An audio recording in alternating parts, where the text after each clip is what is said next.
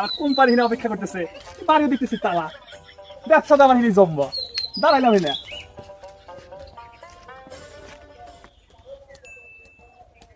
করি লোকজন দেখি না এলাকাতে, মানে লোকজন ও ওই যে দুইটা মক্কেল আসতেছে, আমার তো ব্যবসা আজকে চাঙ্গা।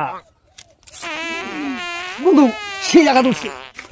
কি ভাই ভাই ও অবস্থা তো দেখা মনে হচ্ছে যে জানে গো, 1 2 সব একসাথে হবে। ভাই এই আপনার কত জোরে?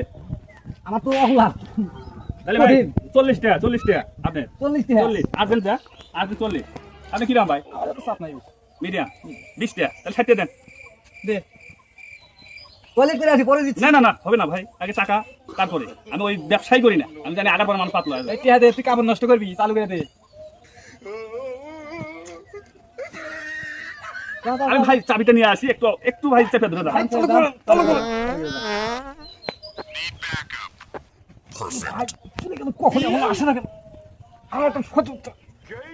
এ কা কি কর? এই ইনে টয়লেটের একটা লোক টিয়া নিয়ে গেল, আগার কথা চাবি নিয়ে, চাবি তো নিয়ে আসে না। আপনি কি ইনে টাকা দিচ্ছেন নাকি? আগার স্যার আমি একটু নর্মাল মিডিয়াম, তারপর পেশা। আমরা কি আপনার বোধাই নাই, দেখেন না যে 40 বছর ধরে তালা পড়ে আছে, বাড়ি ঘরে লোক নাই, এনে কি ব্যবসা খুলছে নাকি? এটা হলো বাড়ির টয়লেট, আপনি এনে টাকা দিচ্ছেন কিসের জন্য?